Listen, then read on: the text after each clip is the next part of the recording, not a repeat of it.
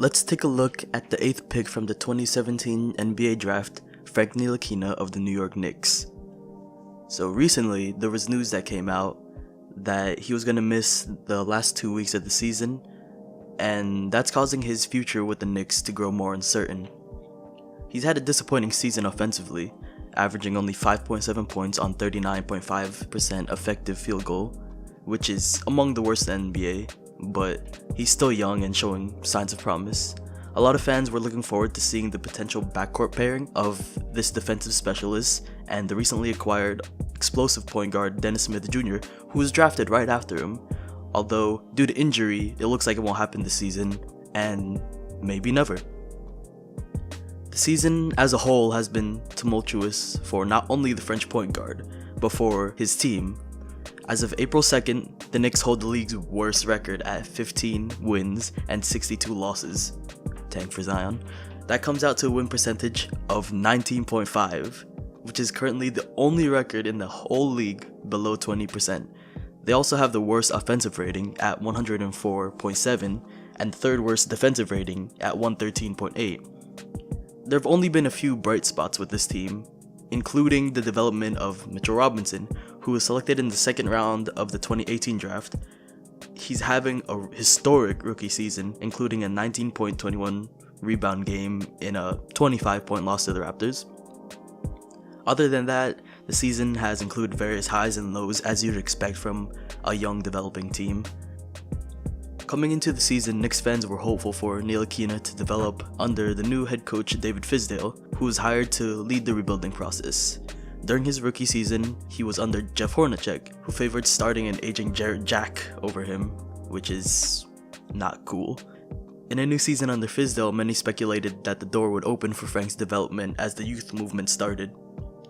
At the beginning of the season, the situation looked favorable in this regard as he started the first 14 games. Even though it was at small forward, shooting guard, point guard, he was still starting.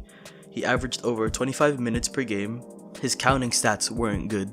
He averaged 7.3 points, 1.8 rebounds, and 3.4 assists on 34.5% from the field and 29% from 3. In the 14th game, a 26-point loss to Orlando, he only played 5 minutes. Since then, playing time has been really inconsistent for him, and Fizdale has favored Emmanuel Mudiay, who's currently averaging 27 minutes per game, who he praised before the season started, famously declaring, "Mudiay, we're gonna get to work, kid. We're gonna get to work. We're gonna get you right, and you are gonna be tough to defend, and you're gonna be a heck of a defender."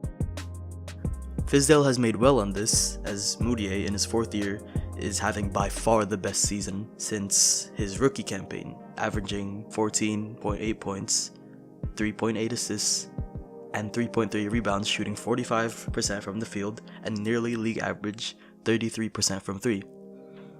And in December, Mudiay had his best month where he had multiple games scoring 30 plus points. It looked like he had started to reach the potential seen in him when he was picked number 7 a few years ago. Even though Mudiay's career year on the stat sheet has been a bit of a bright spot for the Knicks, it comes with its downsides, as Knicks fans will tell you. One of the most pressing issues being his impending free agency. Now, he's going to become a restricted free agent after the season, so the Knicks don't have to be too scared of him going to a different team. But the problem here is the Knicks have a lot of cap space. As a lot of people know, it's no secret that they want to land Kevin Durant, or at least it looks that way, and they could even sign another max player, maybe Kyrie Irving, but don't mention that to Knicks fans, they'll get too excited. They traded away Kristaps Porzingis partially to get rid of Tim Hardaway Jr.'s contract. Obviously there were other reasons for them trading Porzingis, but that's not the point here.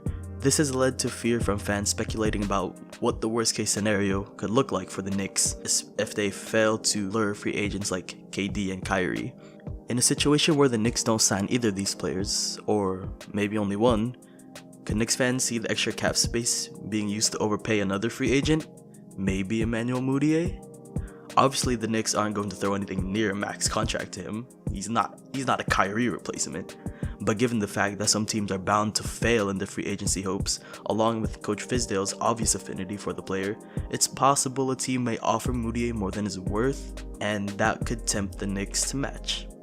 Now this issue brings us back to the current point guard situation. All signs point to Dennis Smith Jr. being safe on the roster for the near future, as he is signed for the next few years, likely as the full-time starting point guard.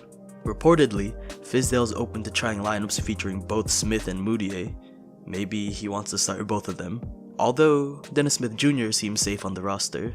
The same can't be said for Frank Ntilikina, despite the fact that he also won't be a free agent for a few years.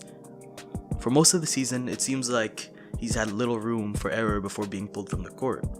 He has averaged slightly less playing time than his rookie season, and if I told any Knicks fan that before this season, they'll look at me like I'm crazy. But it's also not looking good considering the Knicks traded for the player drafted immediately after Ntilikina in Dennis Smith Jr. Could they be having some regrets from the Phil Jackson era? The fact that he won't play for the rest of the season also works against any effort for him to prove himself. Anyway, if the Knicks were to keep Frank Ntilikina, what would they be expecting from him? I mean, obviously it starts with the defense. At 6'6" with a 7'1" wingspan, he sounds like he has the perfect measurements for a defensive stopper at point guard. He's proved himself on that end of the court constantly.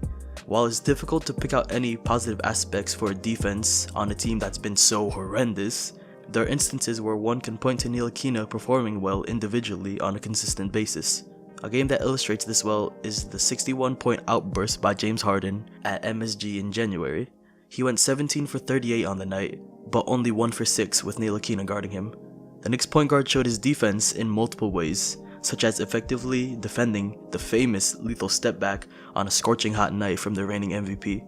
He also forced Harden into help on drives, and since it's impossible to stay completely in front of elite NBA guards, this is probably one of the best strategies employed by coaches in general. You could see that in the recent Bucks game that the Rockets had where they were leading him into the paint.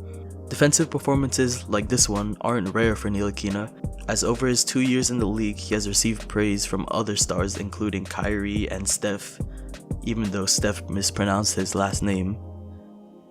You know what Frank Ntilikina, is that how you pronounce it? How he played tonight has obviously showed a lot of promise. He has also shown that he can hold his own in the post, especially after noticeably bulking up in the offseason. The potential to develop into a player able to guard 1 through 4 is really valuable in today's NBA where defenses are built on switching. At his peak, it's possible Ntilikina develops into one of the better defenders in the NBA. David Fizdale has repeatedly stressed his desire to build an identity defensively. Although the current situation is bad, Fizdale believes it's a matter of the roster. This recent quote has sparked some interest from fans who question the coach's commitment to defense, wondering if he's really telling the truth about it. And they're pointing to his favoring of Moutier over Ntilikina earlier in the season, before Ntilikina was injured. It's obvious Moutier is nowhere near the defender Ntilikina is. But if Fizdale truly wants to build a defensive roster, management may be urged to keep their defensive specialist point guard on the team for the future. Could you imagine if the Knicks win the lottery and they draft Zion, and then their defensive core becomes Ntilikina, Williamson, and Mitchell Robinson? That could be one of the best young cores in the league based on defense alone. But is playing great defense enough when the other end of the court is so bad? Players like Andre Roberson have built stable careers playing lockdown defense and having horrible shooting percentages.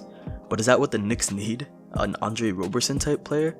There's a case that Ntilikina can develop into an all-NBA level defender, but it's not an excuse for his offense to be so bad. The worst part is not that it was still bad in his second year, but it's not looking good because he showed little improvement. His counting stats were nearly identical, and percentages dipped a little bit. Now this might be because of inconsistent playing time, as it seems that when he's more comfortable in rhythm, he plays better offensively, but who knows. He's also not the most explosive athlete in terms of leaping and foot speed, but there were some games where he seemed comfortable in playing his role effectively. For example, in a December game against the Hornets, he set a new career high, 18 points in his second game back from 3 consecutive DNPs, scoring all of his points in the second half. He looked confident and decisive, displaying the aggression that many have been urging him to. He shot 7 for 11 on the game, including 4 for 4 from 3. It was his best scoring performance of the season, and other than that, plus a few other good games, his scoring has been inconsistent and mostly bad. But despite the numbers, There has been change in his game from this season to last. It's in that he's being more aggressive with the ball specifically, and that's a positive sign. His aggression is shown in some highlights he has, such as that dunk he had on Rudy Gobert. Additionally, his shooting mechanics don't look broken at all, and while the form could use some improvement, when he's comfortable he looks like he can develop into a legitimate NBA shooter from range. Maybe not Steph Curry levels, but slightly above league average. Another possible weapon Ntilikina can add is a postgame. This isn't talked about much, because who thinks about the postgame when the NBA is all about analytics and layups and threes, but for point guards it's different. He has the frame to take advantage of smaller matchups, and that could be a real problem for other defenses. His offense is at best when he's comfortable, so one can only assume he'd develop best in a situation where he can play through his mistakes and he's not yanked from the game for missing 3 shots in a row. He also rarely disrupts the flow of the offense, moving the ball around, likely a product of his European heritage. Moreover, his passing is quietly very good. He rewards teammates for running and is effective in the pick and roll as a passer. He always keeps his head up. While it's unlikely he'll ever approach elite levels of offense, time will tell if he can iron out his game and become a real threat in that aspect. It's realistic to believe he could become a 16.7 assists player on a reasonable shooting from 3 while contending for all NBA defensive teams, and that's a valuable player to have. With all aspects considered, how could the Knicks benefit from trading him? Since Dennis Smith Jr. was just acquired at the deadline with years remaining on the deal, the decision to trade Ntilikina seems like it comes down to choosing between him and Mudiay. If this were the case, it'd be easy to favor Ntilikina as the younger point guard with superior defense and time to develop a respectable offensive game. But it's not that simple. It's not about Ntilikina versus Mudiay. If this were the case, it'd be about Ntilikina versus Mudiay plus any return you can get from trading Ntilikina. Remember, if they were to keep Ntilikina and not choose Mudiay, they wouldn't trade him, they would just not re-sign him.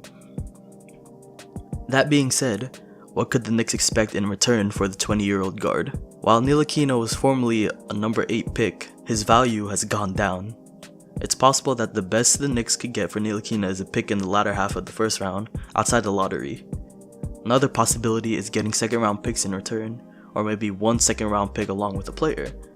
Maybe Knicks management is comfortable with their ability to find talent outside of the lottery, or outside of the first round, as Mitchell Robinson, Alonzo Trier, and Damian Dotson are all valuable contributors that were not selected in the first round. And in Alonzo Trier's case, he wasn't drafted at all. This may be able to sway management to give up Ntilikina in exchange for opportunities to find more hidden gems. Even so, it's completely possible that the Knicks aren't following this line of thinking and are going to try to keep both of them. This would more than likely shift Ntilikina to an off-ball position, maybe as a secondary ball handler at shooting guard or small forward. This situation is most likely in the case that the Knicks don't receive good enough offers for Ntilikina to make a trade. In this case, he'd be playing a role similar to Marcus Smart, although their specific skill sets differ. It's difficult to tell if Frank should be playing off-ball or if he can develop into a good primary ball handler.